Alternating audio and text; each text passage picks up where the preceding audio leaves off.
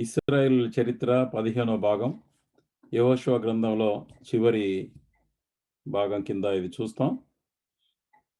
యెహోషువ 14 నుంచి 24 అధ్యాయాల దాకా. సో ఇంపార్టెంట్ విషయాలు ఏవైతే ఉన్నాయో వాటి విషయాన్ని ఇక్కడ మనం చూస్తూ పోతుంటాం. కానీ అద్భుతమైనటువంటి విషయాలు. యెహోషువ మన యేసుక్రీస్తు ప్రభువును పోలినవాడు. అసలు యెహోషువ హెబ్రీ భాషలో గ్రీక్‌లో ఉన్నటువంటి యేసుక్రీస్తు పేరు ఒకటే. కనుక అప్పుడున్నటువంటి యెహోషువ ఇప్పుడు మన ప్రభువైన యేసుక్రీస్తు వారు. యెహోషువ అక్కడున్న కనాను దేశంలో అన్యులందరినీ కూడా జయించినట్లుగా యేసుక్రీస్తు ప్రభువారు రెండవసారి వచ్చి ఆయన రాజ్యాన్ని స్థాపించకముందు అందరినీ కూడా ఇలా విజయం సంపాదించి తనతో కూడా యుద్ధం చేసిన వాళ్ళు.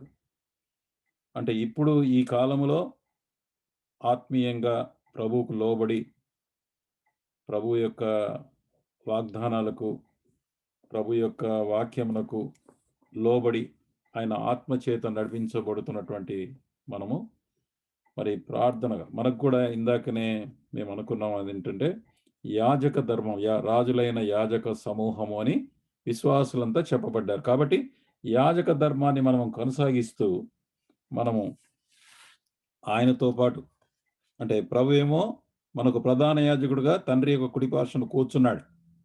మనం ఇప్పుడు ఆయన యొక్క సేవకులంగా ఈ లోకంలో ఉన్నప్పుడు ఆయన కొరకు మనం ప్రతినిధులుగా, అదే సమయంలో మరి ఆత్మీయ యుద్ధంలో మనం ఇక్కడ పోరాడుతూ ఉంటే ఆయన వచ్చినప్పుడు ఆయనతో పాటు మనం పరిపాలన చేయటానికి ప్రభు ఏర్పాటు చేస్తారు. కాబట్టి యెహోషువ రాబోయే యేసుక్రీస్తు అంటే యుద్ధ వీరుడు. యేసుక్రీస్తు ప్రభువాన్ని 2 రూపాలతో మనకు ప్రకటన గ్రంథంలో కనబడతాడు. గొర్రె పిల్లగా ఒకటి, మరి తర్వాత దేవుని గొర్రె పిల్లగా, రెండవది ఏంటంటే యూదా గోత్రపు సింహము అని. సో మొదటిసారి వచ్చినప్పుడు ఆయన దేవుని గొర్రె పిల్లగా ఈ లోకంలో జీవించి మరి లోక పాపముల అందరి యొక్క ప్రాయశ్చిత్తార్థమే సిలువలో చనిపోయి సమాధి చేయబడి 3వ దినమున తిరిగి లేచాడు. కానీ ఇప్పుడు యూదా గోత్రపు సింహముగా ఆయన తిరిగి రానే ఉన్నాడు. కనుక యెహోషువ యొక్క చివరి విషయాల్ని మనం చూస్తాం ఇక్కడ. ఏదైతే రాజ్యము సంపాదించి పెట్టారో అంటే దేశాన్ని, కనాను దేశాన్ని మొత్తం కూడా వాళ్ళు పంచిపెట్టినటువంటి ఆ యొక్క దేశం అంతటిని కూడా వారు ఎలాగూ 12 గోత్రముల వారికి పంచాలో ఇక్కడ సంఖ్యాకాండం 26వ అధ్యాయం 51 నుంచి మరి 51 నుంచి ఉంది. నేను రాసుకున్నా ఇక్కడ. ఓకే, నేను చదువుతాను, మీరు వాక్యంలో చూడండి. సంఖ్యాకాండము 26, 51 నుంచి 56 వరకు. ఇశ్రాయేలీయులు లెక్కింపబడిన వీరు 6,01,730 మంది. Brother Venkatesh, you are able to do it brother? yes అన్న. ప్లీజ్ ఇశ్రాయేలీయులలో లెక్కింపబడిన వీరు 6,01,730 మంది. యెహోవా మోషేకు ఇలాగ సెలవిచ్చెను, వీరి పేర్ల లెక్క చొప్పున ఆ దేశమును వీరికి స్వాస్థ్యముగా పంచిపెట్టవలెను. ఎక్కువ మందికి ఎక్కువ స్వాస్థ్యము ఇవ్వవలెను, తక్కువ మందికి తక్కువ స్వాస్థ్యము ఇవ్వవలెను. దాని జనసంఖ్యను బట్టి ఆయా గోత్రములకు స్వాస్థ్యము ఇవ్వవలెను. చీట్లు వేసి ఆ భూమిని పంచిపెట్టవలెను. వారు తమ తమ పితరుల గోత్రముల జనసంఖ్య చొప్పున స్వాస్థ్యమును పొందవలెను. ఎక్కువ మందికేమి తక్కువ మందికేమి చీట్లు వేసి ఎవరి స్వాస్థ్యమును వారికి పంచిపెట్టవలెను. వారు చీట్లు వేశారు. మరి క్రైస్తవులు చీట్లు వేసి దేవుని చిత్తం కనుగొనవచ్చా అనంటే ఇక్కడ ప్రావర్బ్స్ చాప్టర్ 16 వర్స్ 33. ప్రావర్బ్స్ అంటే సామెతలు 16:33 చూడండి దయచేసి. సామెతలు 16:33.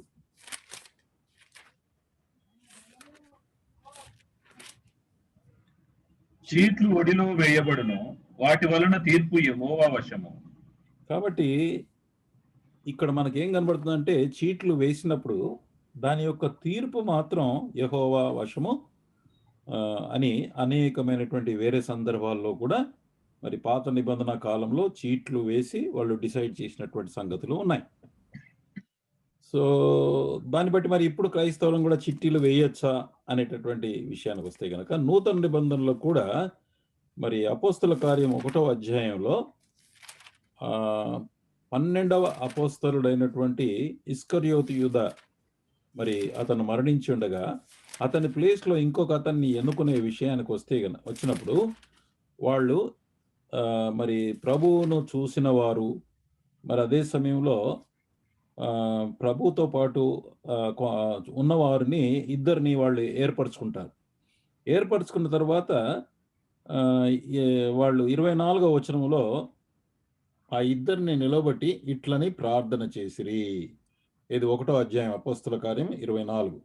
హృదయంలో నెరిగి ఉన్న ప్రభువా, తన చోటికి పోగొట్టుకు యూదా తప్పిపోయి పోగొట్టుకున్న ఈ పరిచర్యలోను అపోస్తలతో పాలు పొందుటకు వీరిద్దరిలో నీవేర్పరచుకున్న వారు మాకు కనబరచుమనిరి అంటే వాళ్ళు ప్రార్థన చేశారు. అంతటి వారు వీరిని గూర్చి చీట్లు వేయగా మత్తయి పేరిట చీటి వచ్చాను కనుక అతడు 11 అపోస్తలతో కూడా లెక్కించబడను.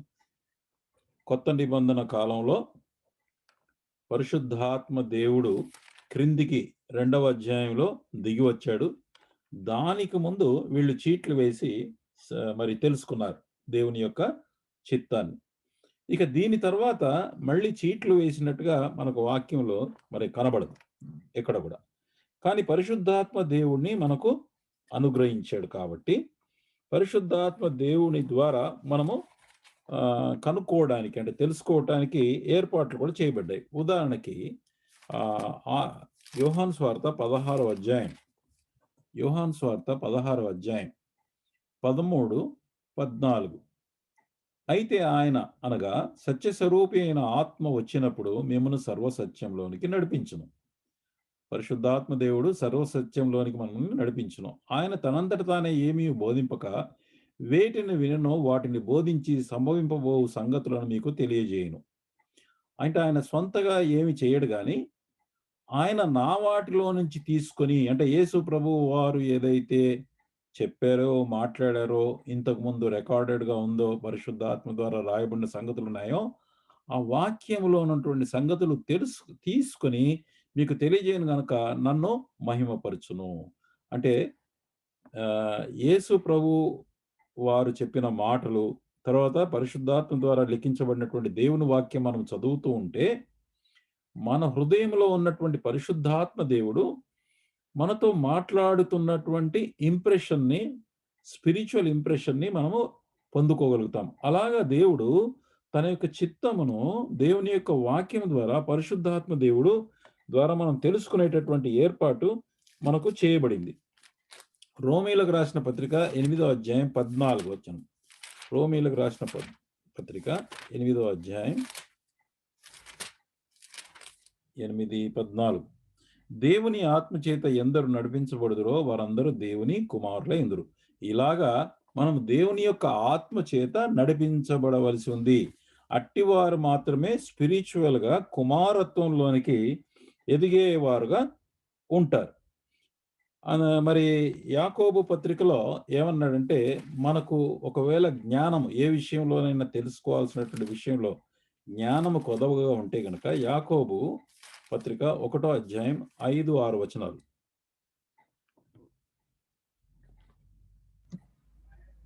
మీలో ఎవరికైనా జ్ఞానము కొదువగా ఉన్న ఎడల అతడు దేవుని అడగవలెను, అప్పుడు అది అతనికి అనుగ్రహింపబడును. ఆయన ఎవరిని గద్దింపక అందరికి ధారాళముగా దయచేయువాడు. అయితే అతడు ఏమాత్రమును సందేహింపక విశ్వాసముతో అడగవలెను. సందేహించువాడు గాలి చేత రేపబడి ఎగిరిపడు సముద్ర తరంగమును పోరి ఉండును. కాబట్టి ఎవరికైనా జ్ఞానం కొదవైతే అడగమన్నాడు. సో ఎలాగ తెలియపరుస్తాడు ప్రభు? పరిశుద్ధాత్మ దేవుని ద్వారా మనకు తెలియపరుస్తాడని చూసాం. ఒక 2 ప్రిన్సిపల్ మరి నియమాలు వచ్చే వరకల్లా సామెతలు 3వ అధ్యాయం 5-6 వచనాలు. సామెతలు 3వ అధ్యాయం 5-6 వచనాలు. నీ స్వబుద్ధిని ఆధారం చేసుకొనక నీ పూర్ణ హృదయముతో యెహోవా యందు నమ్మిక ఉంచుము. మొట్టమొదటగా మన స్వంత బుద్ధిని, అంటే మనకున్నటువంటి జ్ఞానమును ఆధారం చేసుకోకుండా ఏం చేయాలంటే, మొదట మన జ్ఞానమునకు మించినటువంటి శక్తి కలిగిన యెహోవా అంటే దేవుని యందు పూర్ణ హృదయంతో ఆయన నమ్మకుంచాలి. తర్వాత ఏమన్నాడు 6వ వచనంలో, నీ ప్రవర్తన అంతటి యందు ఆయన అధికారమునకు ఒప్పుకొను. ప్రభువా, నీవే నాకు అధికారివి, నా రాజువి, నన్ను నడిపించవలసినటువంటి గైడ్ నీవే అని గనక మనం ఒప్పుకొని, ఈ విషయంలో నేనేం చేయాలి అని గనక మనం ప్రభు దగ్గర అడిగితే, అప్పుడు ఆయన నీ త్రోవలను సరళం చేయును. మనం గనక ఆయన మన మధ్య మనకు అధికారిగా ఆయనకు గనక ప్రథమ స్థానం ఇస్తే గనక ఆయన అలాగా మనను ఆయన యొక్క మనం ఏ త్రోవలు పోవాలో ఆయన స్పష్టంగా మరి మనకు వివరిస్తాడు. అయితే దీని సీక్రెట్ ఏంటంటే, ఇలాగ మనం ఎలా చేయాలి అనేది 8వ అధ్యాయం 34వ వచనము. సామెతలు 8:34. అనుదినము నా గడప యొద్ద కనిపెట్టుకొని, నా ద్వారబంధముల యొద్ద కాచుకొని, నా ఉపదేశం వినువారు ధన్యులు. అంటే అనుదినం అంటే ప్రతిరోజు కూడా మనం ఎప్పుడైతే ప్రభు యొక్క సన్నిధి దగ్గరికి వెళ్ళి ప్రభుతో సమయం గడిపేటటువంటి టైంలో దేవుని వాక్యం ద్వారా మనం ఆయన వైపు మనం గనక ఆయన దగ్గర గనక కూర్చుంటే, తర్వాత ద్వారబంధములు అనంటే మరి దేవుని యొక్క ఆలయము. దేవుని యొక్క ఆలయం అనంటే సంఘంలో మనము విన్నప్పుడు, వాక్య బోధ విన్నప్పుడు కాచుకొని, వాచింగ్, కనిపెట్టడం అంటే అర్థం ఏంటంటే, waiting and watching, this is very important మన లైఫ్లో. కనుక ప్రభు దగ్గర మనము వాక్యము చదువుతూ ఆయన దగ్గర వెయిట్ చేస్తూ వాచ్ చేస్తూ ఉంటే గనక, నా ఉపదేశము వినువారు ధన్యులు. మరి మనమేమో దేవుని వాక్యం మనం చదువుతుంటాం, కానీ ప్రభు దేవుని ఆత్మ ద్వారా అదే వాక్యంలో నుంచి మనకు ఉపదేశం చేస్తూ ఉంటాడు. ఇప్పుడు నేను కూడా ఇప్పుడు స్టడీ చేస్తూ ఉంటే, నేను మీతో పంచుకోవడానికి కాదు, నాతో కూడా దేవుడు చాలా విషయాలు మాట్లాడుతున్నాడు. నేను యాక్చువల్గా ఎంతో కృతజ్ఞుడిని ప్రభుకి. ఎంతగానో నాకు మేలు కలుగుతుంది యాక్చువల్గా. సో నాకు కలిగిన సంతోషంలో మీతో కూడా పాలు పంచుకుంటున్నాను.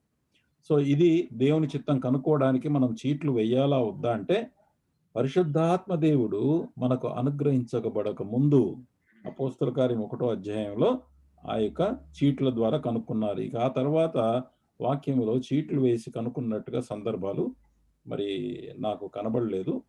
సో ఉన్నా కానీ లార్జ్గా ఏంటంటే, మనం ఇంకా చిన్నపిల్లలం కాదు. పరిశుద్ధాత్మ దేవుడిని ఎందుకు ఇచ్చాడంటే మనల్ని గైడ్ చేయటానికి. కాబట్టి దేవుడే డైరెక్ట్గా మనతో మాట్లాడుతూ అంటున్నాడు. మనం ఆయన గడప యొద్ద గనక ఉంటే గనక ఆయన ఉపదేశం మనకు బోధిస్తా అంటున్నాడు. ఇంకా చెప్పాలంటే కనుక కీర్తనలు 32:8 చూడండి. కీర్తనలు 32:8. కీర్తనలు 32.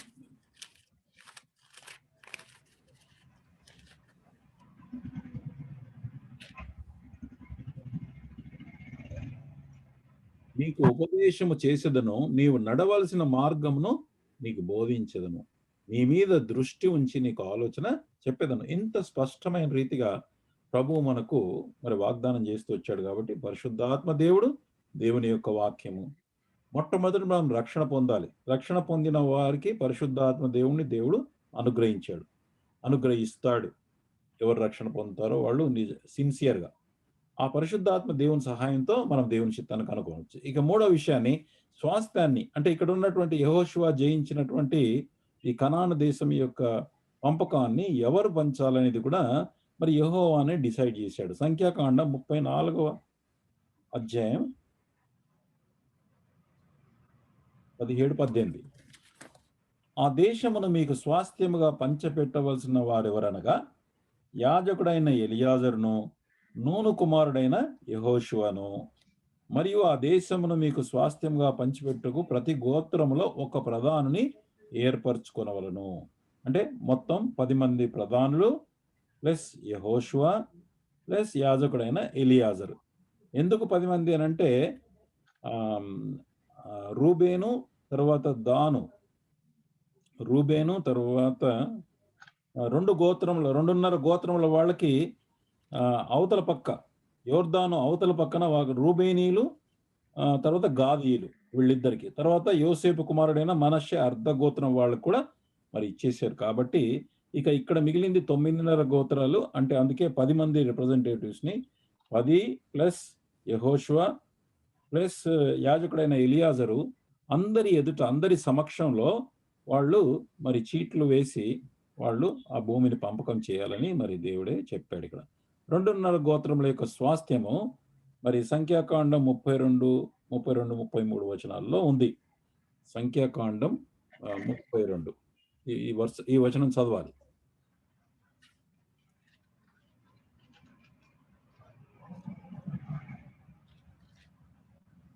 మేము యెహోవా సన్నిధిని యుద్ధ సన్నద్ధులమై నది దాటి కనాను దేశంలోనికి వెళ్ళెదము.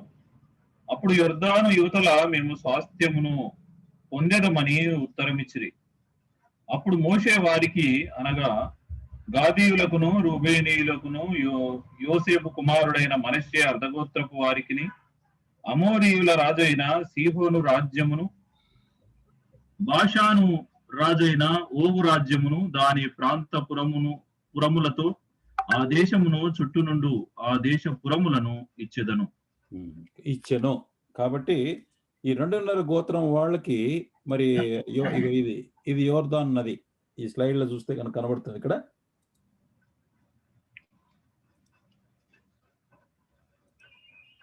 చూడండి, రెడ్ లైన్ నేను గీసా. ఈ రెడ్ అనేది పార్టీషన్. ఇక్కడ మనాసే, గాదీయులు, తర్వాత రూబేను, ఈ ముగ్గురికి కూడా ఈ యొక్క దేశాన్ని ఇక్కడ రైట్ సైడ్ అంటే ఈస్ట్ అంటారు దానికి, యోర్దాన్ నదికి తూర్పు ప్రాంతంలో ఇది. ఇక ఇక్కడ ఉన్నదంతా పడమటి ప్రాంతం. ఇప్పుడు నేను ఇందాక చర్చ చేయబోయే దాంట్లో యోర్దానుకు తూర్పు అంటే ఇక్కడ ఈ ముగ్గురు ఉన్నారు. అంటే 2.5 గోత్రాలు, అర్ధగోత్రం ఇక్కడ, అర్ధగోత్రం ఇక్కడ. మనాసే వాళ్ళకి 2, ఇక్కడ మనాసే సగం వచ్చింది, ఇక్కడ మనాసేకు సగం. అంటే ఒక గోత్రం పెద్దది, వారిని హాఫ్ గా 2 స్థలాల్లో వాళ్ళకి మరి ఇవ్వబడింది.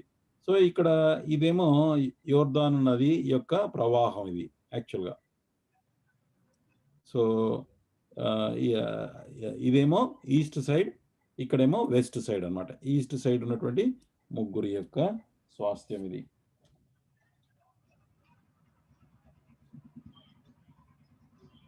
సో నా ఇప్పుడు మిగతా వాళ్ళకి డిస్ట్రిబ్యూషన్ గురించి, మిగతా వాళ్ళకంటే ఇటు సైడ్, ఇప్పుడు మనం ఇందాక యోర్దాన్ నదికి లెఫ్ట్ సైడ్ అని అంటే అర్థం ఏంటంటే పడమటి పక్కన వచ్చేటటువంటి వారి యొక్క స్వాస్థ్యాన్ని పంచాలి. ఇప్పుడు అక్కడ 2.5 గోత్రాలకు అయిపోయింది, ఇక 9.5 గోత్రాలకు ఇటు సైడ్ రావాలి. ఇందులో కొన్ని ఇంట్రెస్టింగ్ విషయాలు మరి సపరేట్ గా నోట్ చేశాను, ముందే మనం చూస్తామని చెప్పేసి. విశ్వాస వీరులు 12 వేగుల వారిలో 2, అంటే మోషే 12 మందిని వేగుల వారిగా పంపించాడు ఈ కనాను దేశాన్ని చూడమని. దాంట్లో 2 కాలేబు అంటే యూదా గోత్రం, తర్వాత ఎఫ్రాయిము గోత్రానికి చెందినటువంటి యెహోషువ, వాళ్ళిద్దరు మాత్రమే మంచి రిపోర్ట్ తీసుకొచ్చారు. వాళ్ళు అక్కడ ఉండే ప్రజలకు కానీ అక్కడ ఉండేటటువంటి కోట గోడలు కానీ భయపడలేదు. మిగతా 10 మంది ప్రజలను భయపెట్టిచ్చేశారు. అక్కడ ఉండే మనుషుల్ని చూసి, ఆ యొక్క జైంట్స్ని చూసి, మళ్ళీ తర్వాత అక్కడ ఉండేటటువంటి పెద్ద పెద్ద కోట గోడలు. ఎప్పుడైతే ఈ ఇశ్రాయేలీలు ఐగుప్తులో నుంచి బయలుదేరి ఎర్ర సముద్రము ఐగుప్తులో అసలు యాక్చువల్గా చేసిన వండర్ఫుల్ ఆ యొక్క 10 ఆశ్చర్య కార్యాలను విన్నప్పుడు వీళ్ళని ఈ కనాను దేశానికే వెళ్ళి కనాను దేశ ప్రజలందరినీ జయించి మరి వారి రాజ్యము వారు స్థాపించుకోవాలని మోషే దాని కొరకు ఈ ప్రజలందరినీ తీసుకొస్తున్నాడు అనేటటువంటి వార్త కనాను దేశం వాళ్ళకు ముందే తెలిసింది. ఎందుకనంటే మనకు 2 చోట్ల ఎరికో యొక్క ఆ యొక్క వేశ్య స్త్రీ రాహాబు దగ్గరకు వచ్చినప్పుడు ఆమె కూడా మాట్లాడింది, 40 సంవత్సరాల కింద మీరు ఐగుప్తులో నుంచి బయలుదేరినప్పుడు ఎర్ర సముద్రం ఎలాగూ దాటారో ఆ విషయాన్ని ఆమె చెప్తూ వచ్చింది. అప్పటి నుంచి విన్న తర్వాత వీళ్ళు ఏం చేశారంట అంటే ఈ కనాను దేశంలో ఉన్నటువంటి రాజ్యములన్నీ కూడా పెద్ద పెద్ద కోట గోడలు కట్టడం మొదలుపెట్టారు. వాళ్ళు అనుకున్నారు 2 సంవత్సరాలు వచ్చేస్తారు ఇంకా వీళ్ళని. Everybody started building their own కోటలు. కానీ వీళ్ళు 40 ఏళ్ళు ఆ కోట గోడలు చూసే వరకల్లా ఈ 10 మంది అబ్బా! ఇంత పెద్ద కోట గోడలను వీళ్ళు కూలగొట్టడం, వీళ్ళని జయించడం మాకు సాధ్యం కాదని ఒక విషయం. రెండో విషయం ఏంటంటే అక్కడ ఉండేటటువంటి జైంట్స్ ఎవరు పొడగాటి ప్రజలు, రాక్షసులు లాంటి వాళ్ళు ఎవరైతే ఉన్నారో వాళ్ళు వాళ్ళని చూసి భయపడ్డారు. ఈ యొక్క రాక్షసులు లాంటి వాళ్ళు ఎవరైతే ఉన్నారో వాళ్ళు ఎవరనంటే మనము ఆదికాండం 6వ అధ్యాయంలో గనుక చూస్తే అదొక్కసారి రెఫరెన్స్ చూసి దాన్ని ఒకసారి అనుకొని మనం అవతలకి వెళ్ళిపోదాం. ఆదికాండం 6వ అధ్యాయంలో చూడండి. 6వ అధ్యాయం 4 వచనాలు. ఆ దినములలో నెఫ్లీలు వారి భూమి మీద ఉండిరి. తర్వాతన ఉండిరి. వీరు దేవుని కుమారులు నరుల కుమార్తెలతో పోయినప్పుడు వారికి పిల్లలు కనిరి. పూర్వమందు పేరు పొందిన శూరులు వీరే. ఈ నెఫ్లీలు ఎప్పుడు నోవా కాలంలోనే వాళ్ళు ఉండి, అంటే పడిపోయినటువంటి దేవదూతలు మనుష్య రూపంలో వచ్చి మనుషుల యొక్క స్త్రీలను, అందమైన వారిని వాళ్ళు వివాహం చేసుకుని వారి ద్వారా, అంటే వాళ్ళ యొక్క ర్యాంక్ వేరు, అంటే సృష్టి క్రమమే వేరు. దేవదూతల సృష్టి క్రమము వేరు, మనుష్యుల సృష్టి క్రమము వేరు, జంతువుల సృష్టి క్రమము వేరు, అలాగే పక్షుల యొక్క సృష్టి క్రమం వేరు, చేపల యొక్క సృష్టి క్రమం వేరు. ఒక క్రమము వాళ్ళు ఇంకొక క్రమముతో మిళితమవ్వటానికి వీల్లేదు. అది ఘోరమైనటువంటి పాపం. కాబట్టి దేవదూతలు మనుష్యుల్లో కలిసి మనుషులతో సంపర్కం కలిగి ఉండి వారి ద్వారా పుట్టినటువంటి పిల్లలు వీళ్ళు నెఫిలీలు అని, తర్వాత వాళ్ళు మరి రాక్షసుల్లాగా పేరు పొందిన శూరులు వీరే అని అన్నారు. తర్వాత దినాల్లో మరి అదే కనాను ప్రదేశంలో ఎక్కువ మంది వాళ్ళు అక్కడ ఉన్నారు. ఇప్పుడు యెహోషువ కాలంలో, మోషే యెహోషువ కాలంలో కూడా మళ్ళీ వారే ఆ నెఫిలీలే ఇక్కడ కనబడ్డారు వీళ్ళకు. 12 మంది వేగుల వారు వెళ్ళినప్పుడు ఈ నెఫిలీలు కనబడ్డారు వాళ్ళు. ఆ నెఫిలీలు శూరులు చూసి వాళ్ళు భయపడిపోయారు. కానీ ఇద్దరు మాత్రం భయపడలేదు. అందుకోసం ప్రభు ఏమన్నాడంటే 10 మందిని వెంటనే అక్కడే తెగులు చేత చనిపోయారు. దేవుడు మరణశిక్ష విధించేశాడు. ఎవరైతే వారి మాట విని ఈ కనాను దేశానికి రావడానికి తృణీకరించారో వారందరూ కూడా 40 సంవత్సరాల అరణ్యంలో తిరిగి చనిపోయారు. కానీ వీళ్ళిద్దరు మాత్రం, కాలేబు, యెహోషువ, వీళ్ళిద్దరు మాత్రము ప్రభువునందు విశ్వాసముతో దేవుడిచ్చిన వాగ్దానం నెరవేర్చుటకు సమర్థుడనేటటువంటి విశ్వాసము చేత వాళ్ళందరికీ ధైర్యం చెప్పారు. లేదు, మనం గెలవచ్చు అని అన్నాడు. కానీ మిగతా వాళ్ళు అలా చేయలేదు. కాబట్టి వీళ్ళిద్దరికి ఏం చేశాడంటే దేవుడు, వారు మాత్రమే కాకుండా ఈ యొక్క హీరోస్ కాలేబు, యెహోషువతో పాటు వారి కుటుంబాలని కూడా బ్రతకడానికి దేవుడు అలౌ చేశాడు. అంతేకాకు కాబట్టి ఇప్పుడు ఏం చేశాడంటే మళ్ళీ చూస్తాం ఇది సెకండ్ వన్. అంతేగాక కాలేబుకు యూదా గోత్రము తన వంతు హెబ్రోను పట్టణము, అంటే యూదా గోత్రం వాళ్ళకి స్థలం ఇచ్చారు, స్వాస్థ్యం ఇచ్చారు. దాంట్లో కాలేబుకి ఏమైతే వచ్చిందో ఆ భాగం అది ఇచ్చారు. ప్లస్ అతను అడిగినటువంటి పట్టణం హెబ్రోన్ పట్టణం ఇచ్చారు. అలాగే యెహోషువ ఎఫ్రాయిం గోత్రంలో తన భాగం తనకు వంతు వచ్చింది. అది కాకుండా మళ్ళీ అడిగినటువంటి పట్టణము తిమ్నా తెరహు అనేటటువంటి పట్టణాన్ని యెహోషువ 1950లో కనబడుతుంది. అంటే వీళ్ళకి ఏంటంటే వీళ్ళిద్దరి వలన వారి కుటుంబాలు కాపాడబడి వాళ్ళు కూడా స్వతంత్రించుకునే అవకాశం దొరికింది. అంటే ఫ్యామిలీ అంతా కూడా కాపాడబడింది. రెండవది, వీరికి మిగతా వాళ్ళలాగా ఇశ్రాయేల్ ప్రజల్లాగా వాళ్ళ వంతు వచ్చింది. ప్లస్ ఒక సిటీ ఎక్స్ట్రా ఇచ్చారు ఒక్కొక్కరికి. తర్వాత ఇది పంచే విషయంలో, దీని లాట్స్ వేసే విషయానికి వస్తే గనక ఏం చేశారంటే ఈ మొత్తం దేశం అంతట్లో, అంటే ఈస్ట్ సైడ్ వెళ్ళిపోయింది, 2.5 గోత్రాలు వాళ్ళు తీసేసుకున్నారు. ఇక వెస్ట్ సైడ్ మిగిలిన దాంట్లో మొట్టమొదటగా లాట్స్ వేసింది ఎవరికంటే వీళ్ళిద్దరికే. మళ్ళా ఈ వచ్చినటువంటి దేశంలో కూడా మొదట లాటరీలో, అంటే చీట్ల ద్వారా యూదా గోత్రానికి, కాలేబును బట్టి యూదా గోత్రానికి మొదట, యెహోషువను బట్టి మరి ఆయన యొక్క ఇది వాళ్ళ తండ్రి యోసేపును బట్టి 2 గోత్రాల వాళ్ళకు కూడా మొదట ఇచ్చారు. వీళ్ళిద్దరికి పంచిన తర్వాతనే, ఈ 2 గోత్రాల వాళ్ళకి పంచిన తర్వాతనే మిగతావన్నీ పంచారు వాళ్ళు. యాక్చువల్‌గా. సో, 9½ గోత్రాల్లో చూస్తే గనక వీళ్ళు ఆహ్, వీళ్ళకి అంటే యూదా ఒకటి, తర్వాత మరి ఎఫ్రాయిం అండ్ తర్వాత మనాసే వీళ్ళు కూడా. ఇది 2½ అవుతదిక్కడ. ఈ 2½ గోత్రాలు పోతే మిగతా 7 గోత్రాలకి తర్వాత పంచారు. అంటే విశ్వాసంలో ప్రభువు పట్ల నమ్మకంగా వెంబడించిన వారికి మనం ఏం అర్థం చేసుకోవాలంటే, మనము నమ్మకంగా ఉంటే, తండ్రులమైన మనము, తల్లులమైన మనము నమ్మకంగా ఉంటే, మన పిల్లల్ని, మన కుటుంబాన్ని ప్రభువు కాపాడుతాడు. రెండవది, మన కుటుంబాన్ని మనం కాపాడటం కాకుండగా, స్వాస్థ్యంలో మనకు ప్రత్యేకమైనటువంటిది. అంటే ఎవరు ఎంత నమ్మకంగా ఉన్నారో దానికి నమ్మకత్వాన్ని బట్టి ఇక్కడ ఇచ్చినట్టుగా మనం చూస్తాం అలాగా. కాబట్టి స్పెషల్ ప్రివిలేజెస్ వచ్చింది. ఈ సందర్భంలో మొదట కాలేబు యూదా గోత్రం పక్షాన మరి తన పక్షాన గూడా తన కొరకు స్వంతగా మాట్లాడాడు. తర్వాత కాలేబు యూదా గోత్రాన్ని గురించి కూడా మాట్లాడాడు. కాబట్టి ఈ భాగాన్ని మనం చదువుకోవాలి. యెహోషువ 14వ అధ్యాయం 6-15 వచనాలు.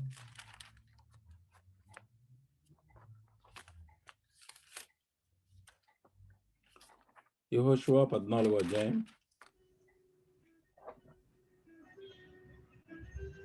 6వ వచనం నుండి. యూదా వంశస్థులు గిల్గాలులో యెహోషువ యొద్దకు రాగా, కెనెజీయుడగు యెఫున్నె కుమారుడైన కాలేబు అతనితో ఇలాగు మనవి చేసెను. కాదేషు బర్నేయలో దైవజనుడైన మోషేతో యెహోవా నిన్ను గూర్చియు చెప్పిన మాట నీవెరుగుదువు. దేశమును వేగుచూచుటకు యెహోవా సేవకుడైన మోషే కాదేషు బర్నేయలో నుండి నన్ను పంపినప్పుడు నేను 40 ఏండ్ల వాడను, ఎవరికి నీ భయపడక నేను చూచినట్టే అతనికి వర్తమానము తెచ్చి తిని, నాతో కూడా బయలుదేరి వచ్చిన నా సహోదరులు జనుల హృదయములను కరగజేయగా, నేను నా దేవుడైన యెహోవాను నిండు మనస్సుతో అనుసరించి తిని, ఆ దినమున మోషే ప్రమాణము చేసి, నీవు నా దేవుడైన యెహోవాను నిండు మనస్సుతో అనుసరించితివి గనుక నీవు అడుగు పెట్టిన భూమి నిశ్చయముగా నీకును నీ సంతానమునకును ఎల్లప్పుడూ స్వాస్థ్యముగా ఉండునెను. యెహోవా చెప్పినట్లు యెహోవా మోషేకు ఆ మాట సెలవిచ్చినప్పటి నుండి ఇశ్రాయేలీయుల అరణ్యములో నడిచిన ఈ 45 ఏండ్లు ఆయన నన్ను సజీవునిగా కాపాడి ఉన్నాడు. ఇదిగో నేనిప్పుడు 85 ఏండ్ల వాడను. మోషే నన్ను పంపిన వాడు నాకెంత బలము, నేటి వరకు నాకంత బలము. యుద్ధము చేయుటకు గాని వచ్చుచు పోవుచు ఉండుటకు గాని నాకెప్పటి అట్లు బలమున్నది. కాబట్టి ఆ దినమున యెహోవా సెలవిచ్చిన ఈ కొండ ప్రదేశమును నాకు దయచేయుము. అనాకీయులను ప్రాకారము గల గొప్ప పట్టణములను అక్కడ ఉన్న సంగతి ఆ దినమున నీకు వినబడెను. యెహోవా నాకు తోడయుండిన ఎడల యెహోవా సెలవిచ్చినట్లు వారి దేశమును స్వాధీనపరచుకొందును. యెఫున్నె కుమారుడైన కాలేబు ఇశ్రాయేలీయుల దేవుడైన యెహోవాను నిండు మనస్సుతో అనుసరించువాడు గనక యెహోషువ అతని దీవించి అతనికి హెబ్రోనును స్వాస్థ్యముగా ఇచ్చెను. కాబట్టి హెబ్రోను యెఫున్నె అను కెనెజీయుని కుమారుడైన కాలేబునకు నేటి వరకు స్వాస్థ్యముగా ఉన్నది. పూర్వము హెబ్రోను పేరు అర్బా అనాకీయులలో గొప్పగా అప్పుడు దేశము యుద్ధము లేకుండా నెమ్మదిగా ఉండెను. Thank you brother. మ్యూట్ చేసుకోవాలండి, ఎవరి ద్వారా సౌండ్ వస్తూ ఉంది దయచేసి. ఇక్కడ మనం చూసినటువంటి నెఫిలీలు ఇక్కడ అనాకీయులు అనేటటువంటి వారు ఇక్కడ మనము కాలేబు సందర్భంలో హెబ్రోన్లో అనాకీయులు ఉన్నారు. మరి దాని యొక్క అతను చాలా గొప్పవాడు అనే విషయాన్ని మనం ఇక్కడ చూస్తూ వచ్చాం. అదే మళ్ళీ తర్వాత వీళ్ళు యెహోషువ వచ్చినటువంటి కాలంలో వాళ్ళు అనాకీయులు అక్కడక్కడ మరి కోటలు వాళ్ళు ఉన్నారు కాబట్టి భయపడ్డారు. ఇప్పుడు ఈ యొక్క మనం చదివినటువంటి భాగంలో ఏం చూస్తామంటే, ఇందాక నేను ఎక్స్ప్లెయిన్ చేసినట్లుగా వేగు చూసినటువంటి వీళ్ళిద్దరూ మంచి సమాచారాన్ని చెప్పారు. మిగతా వారు మాత్రం మరి వాళ్ళు చెడు సమాచారం చెప్పారు కాబట్టి వాళ్ళు అక్కడే చనిపోయారు. ఇప్పుడు వీళ్ళెందుకు భయపడ్డారు 10 మంది అనంటే, అందరూ కూడా ఏమన్నారంటే, ఆ దేశం యొక్క పనులను చూపించి నిజంగా ఇది పాలు తేనెలు ప్రవహించే దేశమని అందరూ ఒప్పుకున్నారు. 12 మంది ఒప్పుకున్నారు. కానీ 2 విషయాల్లో మాత్రము భేదం వచ్చింది. 10 మందేమో అక్కడ కనాన్‌లో వారి పట్టణములు బలమైనవి, ఎత్తైన ప్రాకారములు కట్టబడినవన్నారు. అనాకీయులు అనగా ఉన్నత దేహులు, బలమైన శూరులు అని వాళ్ళున్నారని వాళ్ళు భయపడ్డారు. కాబట్టి వాళ్ళని బట్టి ఇశ్రాయేలు ప్రజలంతా కూడా తిరుగుబాటు చేశారని చూసాం ఇక్కడ. కానీ వీళ్ళిద్దరు మాత్రం ఏమన్నారంటే, కనాన్‌లో బలవంతమైన శూరులు ఉన్నప్పటికిని, వారి ప్రాకారములు ఎత్తైనవి, బలమైనవి ఉన్నప్పటికిని వారికి భయపడవలసిన అవసరం లేదని ధైర్యం చెప్పారు వీళ్ళు. యెహోవా మనకు తోడై ఉన్నాడు.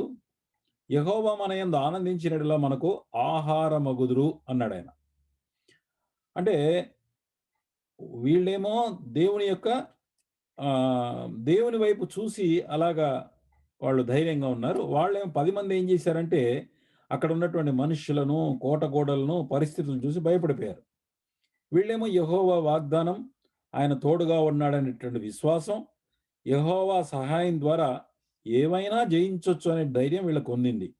వీరు కేవలం దేవుని వైపు చూశారు. వాళ్ళ దృష్టి పరలోకం వైపు ఉంది. 10 మంది లోక సంగతులు, మనుషుల సంగతులు ఆలోచిస్తుంటే, ఇద్దరు మాత్రం పరలోకంలో ఉన్న దేవుని వాగ్దానము, యెహోవా వైపు చూశారు. అందుకే వీరిద్దరూ దేవుని చేత మెప్పు పొందారు. అపోస్తల కార్యం 7:38లో మరి ఇశ్రాయేలు అరణ్య ప్రయాణంలో, ఆ కాలంలో అరణ్యములోను సంఘము అనేటటువంటి మాట స్టెఫెన్ మాట్లాడాడు. అంటే అరణ్యంలో ఉన్నటువంటి ఇశ్రాయేలందరూ కూడా దేవుని యొక్క సంఘంగా పోల్చబడ్డారు. దీన్ని బట్టి సంఘంలో జయించువారు, జయించబడేవారు అని, జయింపబడేవారంటే ఓడిపోయేవాళ్ళని. ఈ 2 తెగల విశ్వాసులు ఉంటారు ఇప్పుడు కూడా, మన కాలంలో కూడా. ఆ కాలంలో ఉన్నారు. 12 మందిలో ఇద్దరు జయించే వాళ్ళున్నారు. 10 మంది జయింపబడ్డారు వాళ్ళు. దేని చేత? సాతాను యొక్క బెదురుతో వాళ్ళు భయపడిపోయారు. కాబట్టి ఇప్పుడు ఓవర్‌కమర్స్ అండ్ నాన్ ఓవర్‌కమర్స్ అని 2 గ్రూప్‌ల వాళ్ళు ఇప్పుడు కూడా ఉంటారు. కాబట్టి సాతానుడు ఏం చేశాడంటే, ఆ కనాను వాళ్ళ యొక్క గోడలు, వాళ్ళ మనుషుల ద్వారా వీళ్ళని భయపెట్టిచ్చేసాడు. దానికి హడలిపోయినారు వీళ్ళంతా కూడా. దాని తర్వాత సమాజానికి మొత్తం కలవరం కలగజేసి తిరుగుబాటుకు కారణమయ్యారు. సో, మన కాలంలో కూడా క్రీస్తు సంఘంలో ఈ 2 రకాల వాళ్ళుంటారు.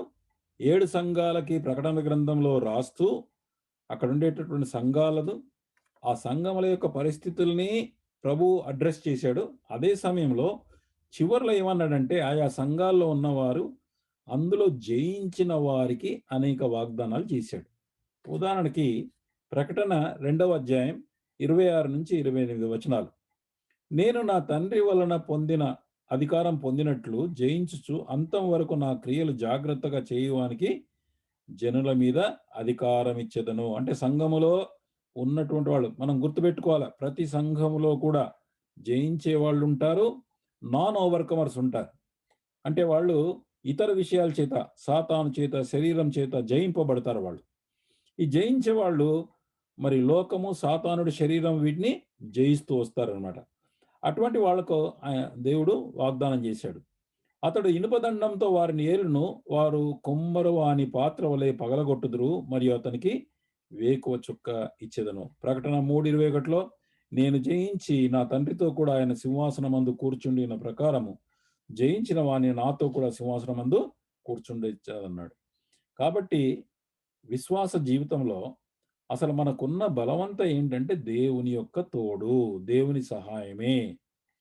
క్రీస్తు మనకు షీల్డ్‌గా, అంటే కవచం.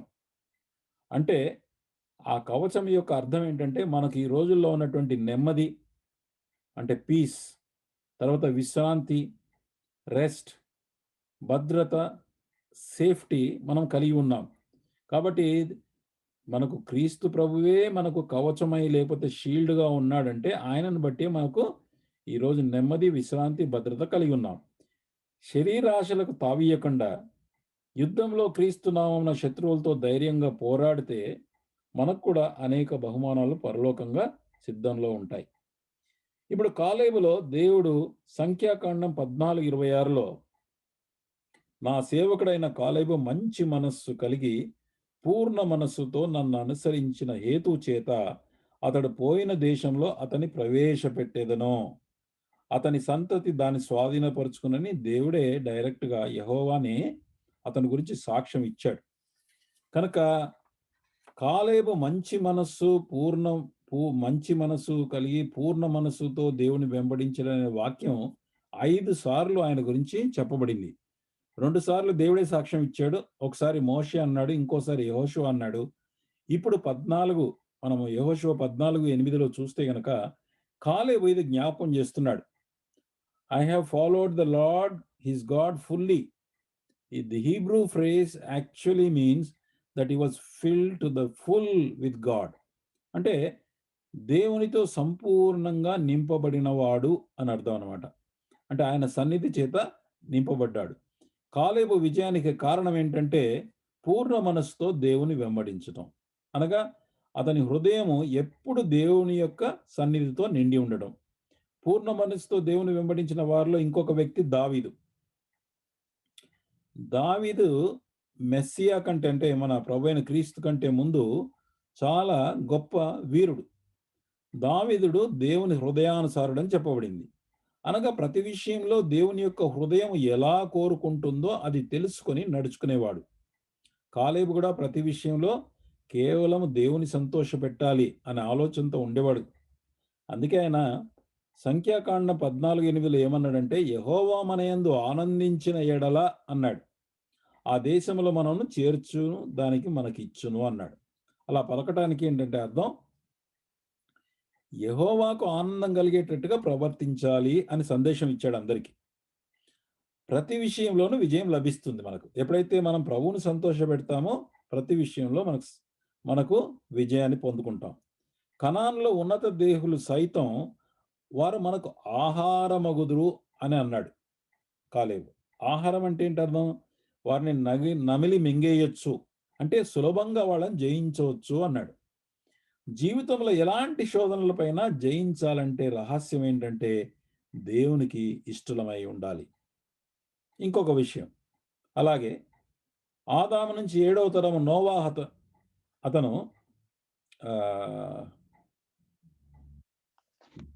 ఆదాము నుంచి 7వ తరమైనటువంటి నోవా కాదు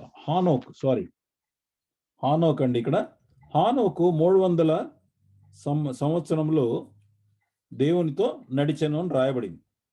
విశ్వాసమును బట్టి హానోకు మరణం చూడకుండా కొనిపోబడెను. అతడు కొనిపోబడుటకు దేవునికి ఇష్టడైన సాక్ష్యం పొందినని హెబ్రీ 11లో ఉంది. కనుక దేవునికి ఇష్టలైన వారు హానోకు వలె ప్రభువు వచ్చినప్పుడు బ్రతికున్న విశ్వాసులు ఎత్తబడతారు. అప్పటికే చనిపోయి ఉంటే గనక పునరుత్థానం వలన ప్రభువును మధ్యాకాశంలో కలుసుకుంటారు. ఎత్తబడే గుంపులో ఉండాలంటే ఈ చర్చిలో ఉండాలా, ఆ చర్చిలో ఉండాలనేది కాదు ముఖ్యమైనది. దేవునికి ఇష్టలమై ఉండాలి. విశ్వాసం లేకుండా దేవునికి ఇష్టలమై ఉండుట కూడా సాధ్యం కాదు. కాబట్టి మన జీవితం ఎల్లప్పుడూ ఆయన సంతోషపెట్టాలనే ఆలోచన కలిగి ఉండాలి. ఈ విధంగా చేస్తే మరి నేను ఈ ప్రకారం చేస్తే దేవుడు సంతోషిస్తాడా అని ప్రతిసారి మనం ప్రశ్నించుకోవాలి. ఇది ప్రాక్టీస్ చేసుకోవాలి. అంటే మనం ఎప్పుడైతే ఇది దేవునికి ఇష్టమా కాదా అనేటటువంటి ప్రశ్న ఎప్పుడు వేసుకుంటామో దాన్ని ప్రభు దగ్గర మనం అడుగుతామో ప్రభు దాని యొక్క క్లారిఫికేషన్ ఇచ్చినప్పుడు ప్రభువుకు సంతోషం కలిగితే నిస్సందేహంగా ఆ పని చేయొచ్చు. యెహోవా చెప్పినట్లు ఆ దినమున మోషే ప్రమాణం చేసి నీవు నా దేవుడవైన యెహోవా నిండు మనసుతో అనుసరించితే గనుక నువ్వు అడుగుపెట్టిన భూమి నిశ్చయంగా నీకు నీ సంతానముకు స్వాస్థ్యంగా ఇస్తానని మరి మోషే చెప్పాడు. మోషే చెప్పినటువంటి విధంగా ఇప్పుడు ఆయన వచ్చి ఆ యొక్క హెబ్రోన్ పట్టణం గురించి అడుగుతున్నాడు. అడిగితే ఏమంటాడంటే అప్పుడు నేను అరణ్యంలో వెళ్ళినప్పుడు 40 ఏళ్ళు ఉంది నాకు. అంటే వీళ్ళు ఐగుప్తు నుంచి బయలుదేరి 2 సంవత్సరాలు అయినాక కాదేషు బర్నియా అక్కడి నుంచి వాళ్ళు వేగులకు వెళ్ళారు. ఆ వేగు చూడటానికి వెళ్ళినప్పుడు అతని యొక్క వయసు 40. అంటే దానికి ముందు ఐగుప్తులో 38 ఏండ్లు అన్నమాట అతను జీవించాడు. 38 ఏండ్లు 2 ఏండ్లు అరణ్యంలో తిరిగిన తర్వాత వచ్చిన తర్వాత కాదేష్ బర్నియా నుంచి వేగు చూడడానికి వెళ్ళాడు. అందుకే యెహోవా యెహోషువ కాలేబులకు ప్రత్యేకమైన పట్టణాలు బహుమానంగా ఇచ్చాడు. మన విషయంలో కూడా అంతే. నమ్మకంగా ప్రభువును వెంబడిస్తే మనకు బహుమానాలు దొరుకుతాయి. పేతురు అడిగాడు, ప్రభువా, ఇగో మేము సమస్తమును విడిచిపెట్టి నిన్ను వెంబడించితిమి, మరి మాకేమి దొరుకును అని అడగగా, మత్తయి సువార్త 19:29లో నా నామము నిమిత్తం అన్నదమ్ములనైనను, అక్కజెల్లెలనైనను, తండ్రినైనను, తల్లినైనను, పిల్లలనైనను, భూములనైనను విడిచిన ఎడల, ఇండ్లనైనను విడిచిపెట్టిన ప్రతివాడు 100 రెట్లు పొందును. ఇదిగాక నిత్యజీవం స్వతంత్రించుకొను. ఇందాక మనం చూసినట్టుగా మరి కాలేబుకు, యెహోషువకు కూడా 2 పట్టణాలు వారికి ఇచ్చాడు. ఇంకొక గుణం కాలేబు విషయాన్ని చూస్తే గనక, హీఈస్ ఆప్టిమిస్టిక్, అంటే ఆశావాది, పాజిటివ్ స్పిరిట్. ఇంగ్లీష్లో ఏమన్నాడంటే ప్రభు, he has a different spirit in him. అతని యొక్క పాజిటివ్ స్పిరిట్ని దేవుడు చూశాడు. కాబట్టి ఆయన, నాతో కూడా బయలుదేరి వచ్చిన నా సహోదరుల జనుల హృదయములను కరగజేయగా నేను నా దేవుడైన యెహోవాను నిండు మనసుతో అనుసరించింది. అంటే వాళ్ళు భయపెట్టిచ్చారు, వాళ్ళు 10 మంది. వాళ్ళు భయపెట్టించినా ఈయన భయపడలేదు వాళ్ళకి. ఇది ఆయన జీవిత లక్ష్యం. ఆశావాది. దేవుడు వాగ్దానం చేసిన దాన్ని నెరవేరుస్తాడని ఖచ్చితమైన విశ్వాసం కలవాడు. దేవునితో సన్నిహిత సంబంధం కలిగి ఉంటే, అంటే దేవుణ్ణి, if you take God seriously, మరి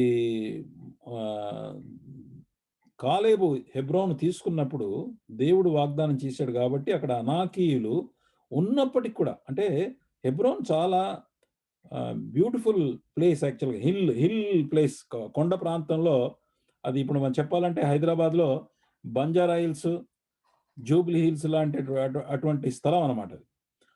అటువంటి ప్రాంతంలో మరి అది కావాలనుకున్నాడు, కానీ అక్కడ ప్రాబ్లం ఏంటంటే అనాకీయులు ఉన్నారు. కానీ దేవుడు నాకు తోడుగా ఉంటే నేను వాటిని జయిస్తాననే విశ్వాసం ఉండేది. నెగటివ్ స్పిరిట్లో ఉన్న వాళ్ళు ఏంటంటే, ఈ ప్రతికూల ఆత్మ ఏం చేస్తారంటే శరీరానుసారమైనటువంటి మరి సంగతులు, అంటే negative spirit is always the mark of flesh. ప్రతికూలమైన క్లిష్టమైన పరిస్థితుల్లో వాళ్ళు ఏం చేస్తారంటే, అపనమ్మకత్వాన్ని బట్టి వాళ్ళు ముందుకు పోవడానికి ఇష్టం ఉండదు. దానికి 2 కారణాలు ఉంటాయి. వారికి దేవుని యందు విశ్వాసమన లేకపోవచ్చు ఆ సందర్భం. అంటే దేవుని నమ్మరా పూర్తిగా అంటే అట్లా కాదు, దేవుని నమ్ముతారు కానీ ఆ పర్టికులర్ ఇష్యూలో దేవుని యందు విశ్వాసం ఉండదు. లేక ఇతరులలో దేవుడు పనిచేసే సామర్థ్యాన్ని కూడా వాళ్ళు నమ్మకపోవటం కారణం వారు కావచ్చు. అందుకోసమే వాళ్ళు ముందుకు పోవడానికి ఇష్టపడరు.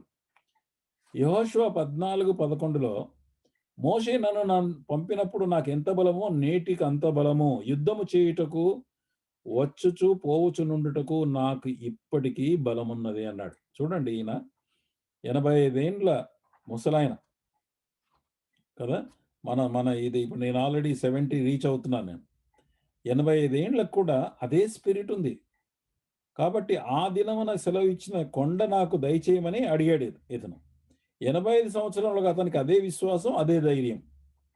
అతను ప్రభువును యుక్త వయసులో నమ్మినాడు, కానీ 85 కూడా అదే స్పిరిట్తో వెంబడించడానికి సిద్ధంగా ఉన్నాడు. Ready to fight the lord's battle even at 85. అనేకుల చరిత్రలో యుక్త వయసులో బాగుంటారు, కానీ ముసలి వయసు వచ్చేవరకు బలహీనలు అవుతారు, పొరపాట్లు చేశారు. కానీ కార్యారంభము కంటే కార్యాంతము మేలన్నాడు. ఇది కాలేబు ద్వారా మనం నేర్చుకోవాలి. ఇప్పుడు అతని యొక్క క్యారెక్టరిస్టిక్ ఏంటంటే, అతని యొక్క స్ట్రెంగ్త్, అతని యొక్క sufficiency was in God only. అతని బలం అంతా ఏంటంటే, అతనికి తృప్తి అంతా కూడా దేవునిలోనే ఉండింది. ఎప్పుడు కూడా దేవుని మీద ఆధారపడేవాడు. అదే ఆయన సీక్రెట్ ఆయన లైఫ్లో చెప్పాలంటే గనక. ఇక యెహోషువ 15వ అధ్యాయం 13, 14 వచనానికి వస్తే గనక, యెహోషువ 15వ అధ్యాయం 13, 14 వచనాలు. బ్రదర్, ఇది మీరు చదవాలా?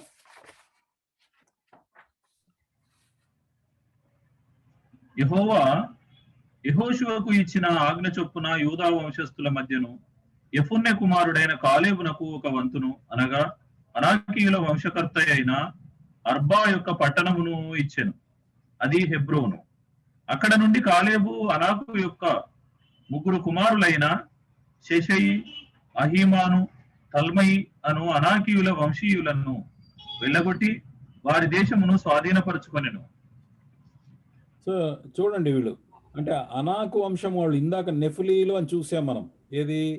నోవా కాలములో ప్రపంచం యొక్క క్యారెక్టర్‌ని, ప్రపంచం యొక్క సోషల్ లైఫ్‌ని పాడు చేసినటువంటి వాళ్ళు ఈ నెఫిలీలు. వాళ్ళు వచ్చిన తరువాతనే విపరీతమైనటువంటి సెక్షువల్ పర్వర్షన్ అనేది వాళ్ళ వల్ల వచ్చింది. అక్కడి నుంచి మొదలైనటువంటి వాళ్ళు అప్పుడే కాకుండగా తర్వాత ఇప్పుడు కూడా ఉన్నారు అంటే వాళ్ళు అక్కడే రాశాడు. మళ్ళీ తర్వాతను ఉండిరి అంటే ఇప్పుడున్నారు వాళ్ళు. అంటే అర్థం ఏంటంటే తర్వాత అలాగే పడిపోయినటువంటి దేవదూతలు మళ్ళీ వచ్చి, మళ్ళీ స్త్రీలతో వాళ్ళ సంబంధం కలిగి ఉండటం ద్వారా పుట్టినటువంటి వాళ్ళు వీళ్ళు. ఇటువంటి ముగ్గురు వంశాల్ని శేషయి, అహిమాను, తల్మయి అనేటటువంటి 3 వంశాల వాళ్ళని మరి వెళ్ళగొట్టేటటువంటి శక్తి మరి దేవుని సహాయంతో అతను కలిగి ఉన్నాడు. అతని చరిత్ర చూస్తే గనక ఇందాక చెప్పినట్లుగా 38 సంవత్సరాలు ఈజిప్ట్‌లో ఉన్నప్పుడు కొరడా దెబ్బలు తిన్నాడండి. అప్పుడు బానిసలను బలహింసించేవాళ్ళు. ఆ హింస పొందినటువంటి వాళ్ళలో ఆయన ఒకడు. 38 ఏళ్ళు అక్కడ ఉన్నాడంటే అతను కూడా బానిసల్లో గంపలు మోస్తూ, కష్టపడుతూ, ఆ ఇటుకలను కాలుస్తున్నటువంటి వాటిలో దెబ్బలు తిన్న దాంట్లో కాలేబు కూడా ఉన్నాడు. ఇక దాని తర్వాత మోషేను వెంబడించినటువంటి తర్వాత ఇశ్రాయేలు దేశంలో మరి 40 సంవత్సరాలు అందరితో ప్రయాణం చేస్తూ వచ్చాడు. తనతో పాటు యెహోషువ తప్ప మిగతా సహోదరులంతా తన ఏజ్ వాళ్ళంతా కూడా ఆ 38 సంవత్సరాల్లో చనిపోయారు. అంటే సుమారు వారి యొక్క అపనమ్మకత్వాన్ని బట్టి, అవిశ్వాసాన్ని బట్టి 6 లక్షల మంది చనిపోయారు. అంటే వారానికి 400 నుండి 500 మరణాలు జరుగుతూ ఉండేవి క్యాంప్‌లో. వాళ్ళకి గ్రేవ్స్ తవ్వేవాళ్ళు. సమాధులు తవ్వేవాళ్ళు ఆళ్ళకి. కంటిన్యూయస్‌గా నడుస్తూనే ఉండేది. దాన్ని బట్టి ఏం అర్థమయ్యేదంటే క్యాంప్‌లో ఉన్న వాళ్ళకి వారి అవిధేయతను బట్టి ఎలాగ వీళ్ళు మరణిస్తున్నారో అని దేవుడు వాళ్ళకు చూపిస్తూ వచ్చాడు. కాబట్టి వాళ్ళు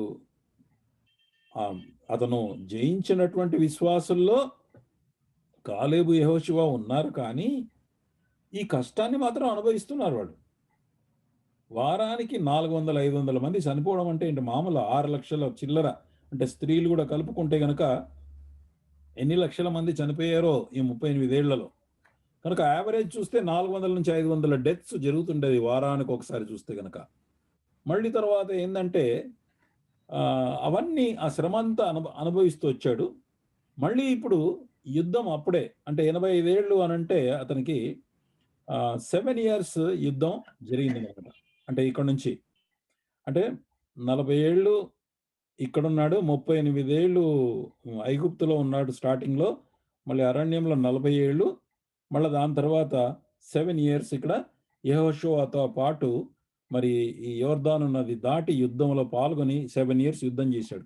అతని జీవితాంతమంతా పోరాటమే చూడండి. What is the life of a overcomer. ఐగుప్తు దేశంలో శ్రమపడ్డాడు. 40 ఏళ్లలో మళ్ళీ అరణ్యంలో శ్రమపడ్డాడు. మళ్ళీ 7 సంవత్సరాలు యుద్ధం చేశాడు. ఇప్పటికి కూడా I have the same spirit. Because I want to fight those. అంటే ఏ అనాకు వంశస్థులను చూసి వీళ్ళు భయపడిపోయారో ఆ అనాకీయులను నేను చంపేయాలని చెప్పి ఆ హెబ్రోను దేశాన్ని, ఆ హెబ్రోను యొక్క ఆ పట్టణాన్ని అది కావాలన్నారు. ఇచ్చారు వాళ్ళు. ఇది ఇచ్చిన తర్వాత మళ్ళీ తర్వాత ఇంకొక విషయం ఈయన క్యారెక్టర్ విషయానికి వస్తే గనక ఇతని యొక్క కుటుంబం వాళ్ళని వాళ్ళు కూడా బాగా అంటే ప్రోత్సాహపరచబడ్డారు చెప్పాలంటే గనక. దెన్ అతడు దేబీరు పేరు అక్కడికి వెళ్ళాడండి. అంటే చాప్టర్ 15 వర్స్ 15 అక్కడ నుంచి అతడు అంటే మొదట వీళ్ళు ముగ్గురు యొక్క అనాకు వంశములను ఓడించేసి వాళ్ళని అక్కడ నుంచి వెళ్ళగొట్టేసి తర్వాత వారి దేశాన్ని స్వాధీనపరుచుకున్నాడు. 15లో అక్కడ నుండి అతడు దేబీరు నివాసుల మీదికి పోయెను. అంతకుముందు దేబీరు పేరు కిర్యత్ సెఫేరు. కాలేబు కిర్యత్ సెఫేరును పట్టుకుని దాన్ని కొల్లపెట్టిన వానికి నా కుమార్తె అయిన అక్సాను ఇచ్చి పెళ్లి చేసేదనని చెప్పగా కాలేబు సహోదరును కనజు కుమారుడైన ఒత్నీయేలు దాన్ని పట్టుకొనెను గనుక అతడు తన కుమార్తె అయిన అక్సాను అతనికి ఇచ్చి పెళ్లి చేశాను. ఈ కిర్యత్ సెఫేరు స్పెషాలిటీ ఏంటంటే కిర్యత్ సెఫేరు అంటే city of the books. This was evidently repository of secret books of Anakim. Anak వంశస్థుల యొక్క లైబ్రరీ ఉండేది ఇక్కడ. హాట్ బెడ్ ఆఫ్ వికెడ్నెస్ అంటే చెడుతనానికి మంత్రతంత్రాలన్నీ కూడా, మొత్తము మంత్రతంత్రాలకు సంబంధించినటువంటి పుస్తకాలన్నీ కూడా, ఆల్ వికెడ్ బుక్స్ యొక్క సెంటర్ ఈ యొక్క లైబ్రరీ ఉండింది. వాళ్ళ యొక్క ప్రీస్టూడ్ కూడా, అనాకీయుల యొక్క యాజక ధర్మం చేసేటటువంటి వాళ్ళందరూ కూడా ఎక్కడి నుంచి అయితే మొత్తము చెడు బయలుదేరిందో ఆ చెడు బయలుదేరినటువంటి ఆ పట్టణమే బలమైన కోటగా ఉండింది. అంతేకాకుండా వీళ్ళు ఆర్కియాలజిస్టులు దాన్ని తవ్వి చూస్తే గనక ఈ పర్టికులర్ ప్లేస్ దేబీరు అనేటటువంటి స్థలంలో వాళ్ళకి 2 గోడలు కనబడేవట, కోట గోడలు. మొదట ఒక గోడ, మధ్యలో గ్యాప్, మళ్ళీ లోపల ఇంకొక కోట గోడ.